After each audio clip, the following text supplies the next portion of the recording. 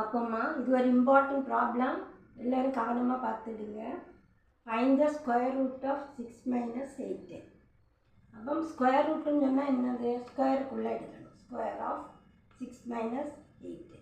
இந்த 6 - 8ன்னா இது இந்த form a + i root of a + ib இந்த ஃபார்மில் இருக்குது. அதனால் இந்த ஃபார்முலாவை போடணும். என்னது? Root of a + ib. அப்போ ரூட் ஆஃப் a + ibக்கு ஃபார்முலா இது. Plus or minus root of modulus z plus a by 2 plus i into b by modulus b root of modulus z minus a by 2.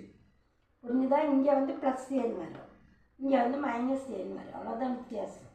இந்த ஃபார்முலாவை காணாமல் படிச்சிடுங்க. அப்போ ஈஸியாக இந்த problem செய்திடலாம். இந்த ஃபார்முலா மட்டும் நமக்கு தெரிஞ்சிருக்கணும். இந்த root of modulus z plus a